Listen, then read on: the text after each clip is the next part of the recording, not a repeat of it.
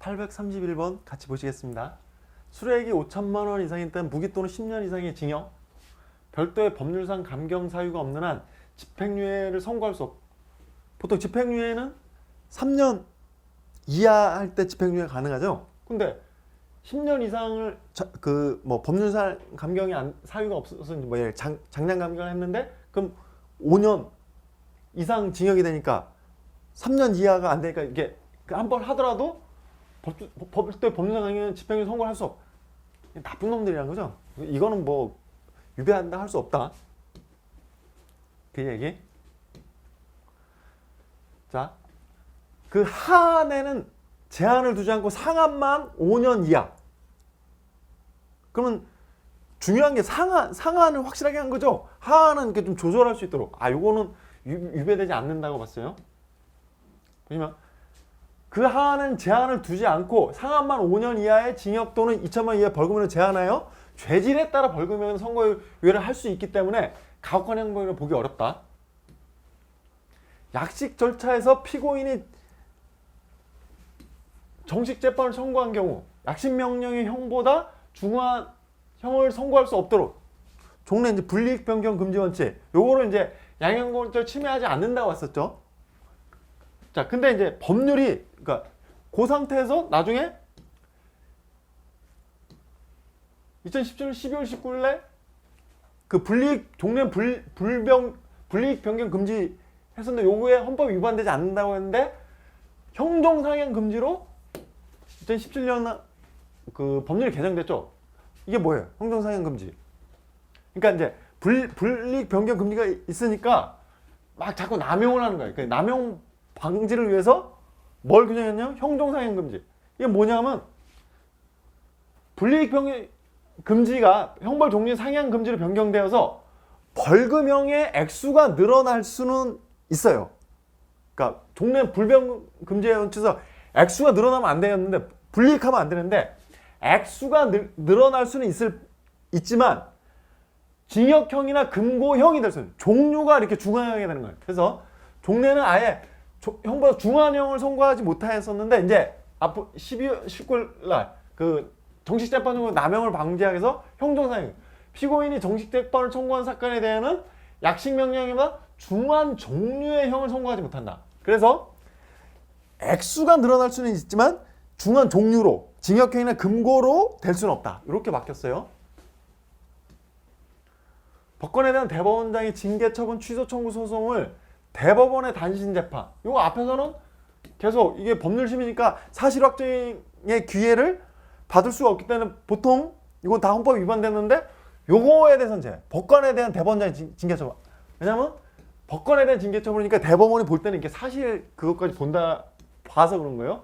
그래서 법률심의 상고심으로 사실 확정에 관여하지 않은 다른 재판과 달리 심리의 범위에 관한 아무런 제한이 없어서 사실 확정도 대법원의 권한에 속하므로 요거는 헌법에 위반돼서 보지 않는다라는 거.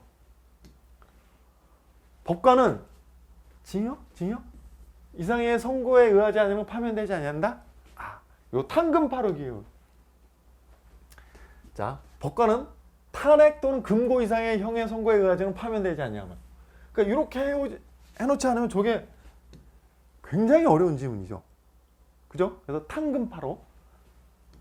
탄핵 금고 이상의 형의 선고에 의하지 않으면 파면되지 않냐면 징계 처분에 의하지 않으면 정직 감봉 기타 불리한 처분을 안다. 탄금파. 어디? 법관. 자, 중대한 신체상 또는 정신장애로 수행할 수 없을 때 대법관인 경우에는 대법원장의 제청으로 대통령이 퇴직을 명할 수 있고 판사인 경우에는 법관 인사심의를 거쳐 대법원장이 퇴직을 명할 수 있다.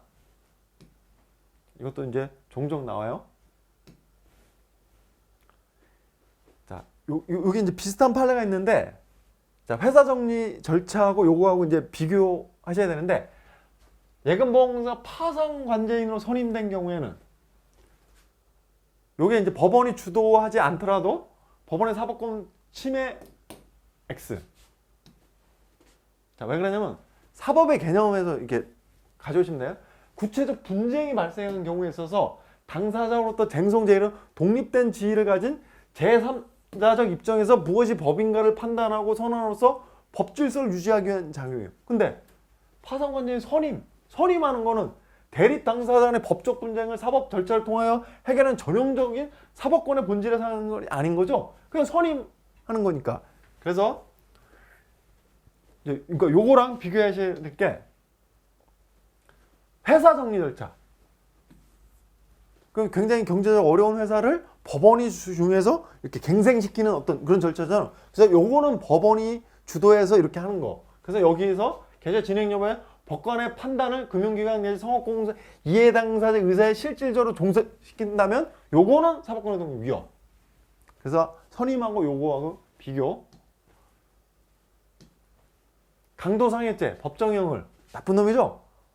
7년 이상의 징역으로 정하고 있는 형법정은 법정형의 하한을 살인죄의 그것보다 살인죄 5년 이상 그것보다 높였다고 해서 사법권의 독립 법권에 침해하는 것은 아니다. 나쁜 놈이라는 거예요. 양형 판단 재량권 특히 집행유예 여부에 관한 재량권은 어떠한 경우에 제한될 수 없다고 볼 성질의 것이 아니므로 자 위반되다 볼 수 없다. 상급법원의 재판에 있어서 판단은 동종사건에 관하여 하급수사임을 기소?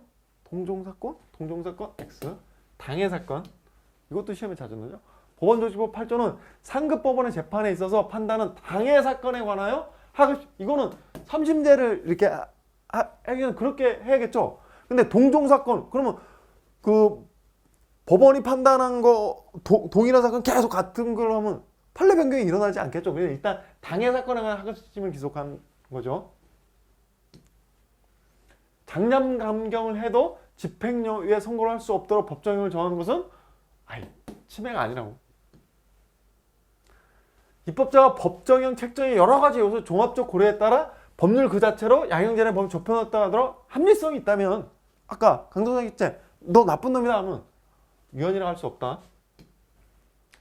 근데 이런 거는 마약의 단순 매수를 영립 매수와 동일한 법정으로 처벌한다면 요거는 위헌이라고 했어요. 이건 평등 원칙에도 위배되고 얘가 더 나쁜 놈인데 얘는 예를 들어 단순히 1회에서 한 번만 이렇게 한 건데도 얘처럼 이렇게 하면 그 같이 처벌하면 얘 너무 과한 형벌이라고 본 거예요. 그래서 마약의 단순 매수는 기본권적 측면에서 최종적인 형상으로 마약 확산의 기여도 행위 구조 위험성 비난의 가능성과 영림에서 질적으로 다르다는 거예요. 그래서 얘한테 처벌하는 것처럼 얘도 처벌한다면 형벌과 비례원칙 위배되고 특히 단순 매수나 단순 판매 목적 소지 마약 사범에도 사형 무기도는 10년 이상 단순 매수인데 처하도 규정 단 한 차례 극히 소량 마약을 매수하거나 소지하고 있었던 경우 실무상 장량 감경이라도 별도의 법률상 강경 사유가 없는 한 집행유 선고할 수 없도록 그래서 양형 선택과 판단 그러니까 왜냐면 단순 매수 그러니까 1회 이런 애들 좀 너무 과하다는 거 여기 10년 이상이면 그래서 그 양형을 원천적으로 제한하고 있어서 매우 부당하다고 했어요. 그 다음에 평등 원칙에도 위배된다고 했어요. 법관에 대한 징계 처분에는 해임, 정직, 감봉, 징계, 정직, 감봉, 해임 X. 그 다음에 14일 이내에 전심 철저를 거치지 아니하고 대법원의 징계 처분을 취소를 청구하는데 아까 대법원의 징계 처분 한다고 그랬죠? 근데 법관의 징계 처분은 정직, 감봉, 견체. 징계로 해임 X. 징계로 해임 X. 왜 그래요? 법관 그 인적 문적 독립 막 이런 게 있잖아요. 그래서 징계의 종류로는 정직, 감봉, 견체. 법관이 객관적 합리적 이유에서가 아니라 대법원장에게 잘못 보여서 그 의사에 반해서 불리한 인사처분을 받은 경우에 아까 그 처분의 취소를 대법원에 이렇게 하는 경우는 뭐야? 그 행한 데가 그 징계를 행한 데가 대법원장인데 그걸 다툴 때 또 대법원의 그 처분의 취소. 그럼 여기 아니면 어디다 하겠어요? 그래서 기대하기 어려운 경우에는 곧바로 헌법소원 X. 일단 저기 거쳐야 되는 거죠. 소총심사위원회 행정소송의 재판을 담당할 법관에 대한 인사권자와 청구인에 대한 이 사건 인사처분 동일이라는 이유로 소청이나 행정소송에 의한 권리구제 실현을 기도하기 어렵다고 할 수 없다고 봤어요. 자, 그래서 저 절차를 다 거쳐서 오라는 거예요.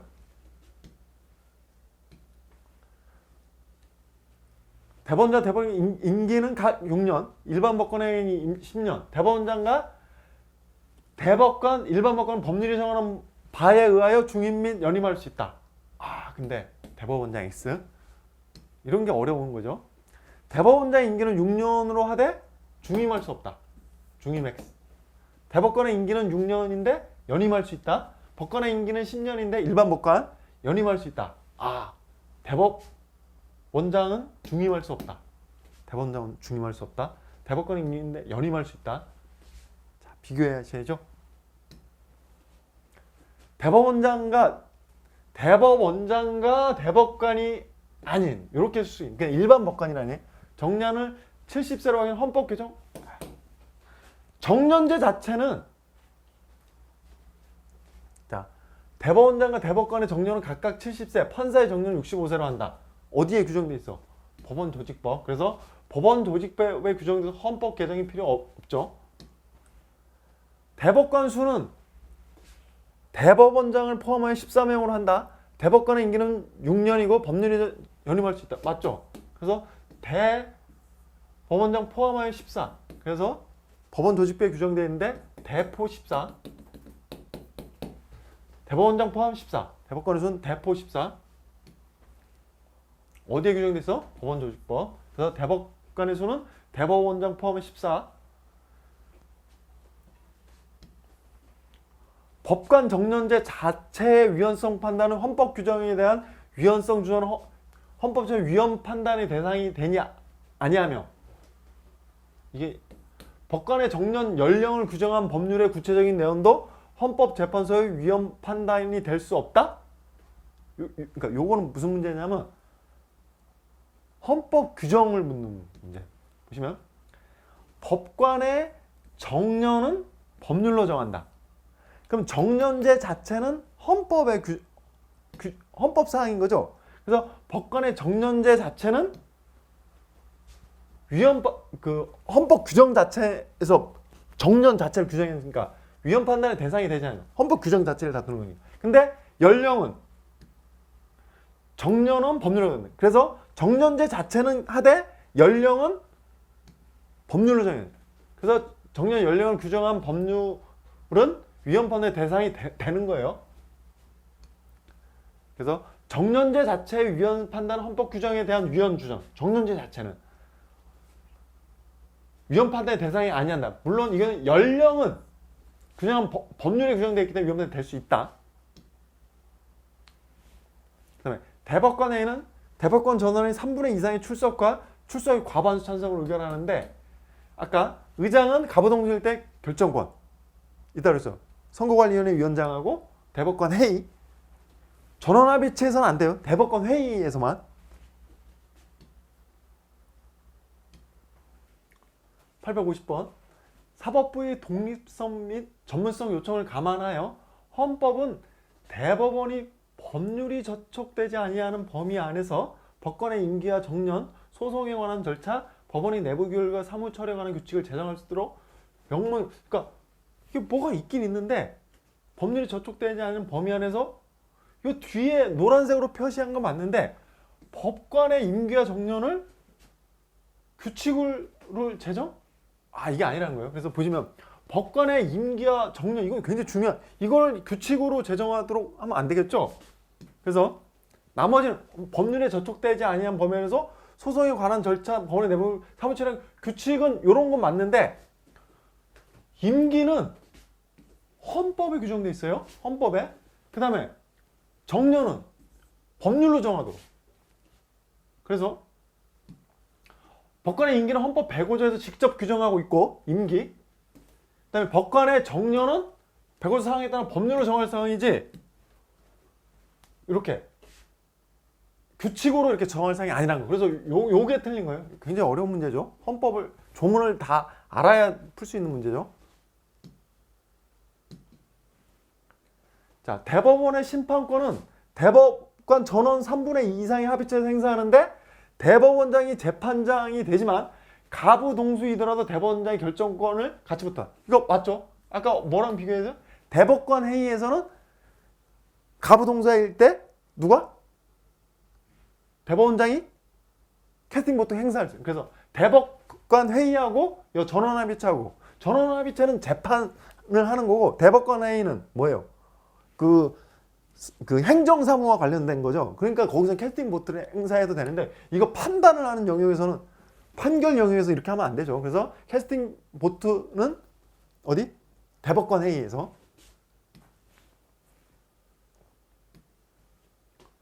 그래서 재판의 심리와 판결을 공개한다. 해야 되죠. 다만 국가의 안전 또는 안정질서를 방해하거나 선량한 풍속을 해야 할 염려가 있을 때는 법원의 결정으로 심리와 판결을 공개하지 아니할 수 있다. 심리는 예를 들어 이제 뭐 선량한 예전에 이제 뭐 그 간통과 관련된 이런 거 할 때 그 선량한 풍속의 심리는 공개하지 아니할 수 있는데 판결은 X 공개해야죠. 심리와 판결은 다만 심리는 공개하지 않을 이런 사정이 있을 때 심리는 공개하지 않을 수 있다. 판결은 반드시 공개해야 한다. 그래서 이런 거 직접 저렇게 조문을 대비하고 있지 않으면 시험에서 이거 잡아내기 굉장히 어려워요. 기소된 범죄가 합의부 관할 사건인 경우에만 국민참여재판 시청권을 부여하는 게 이게 무죄 추정의 원칙과 관계가 있어요?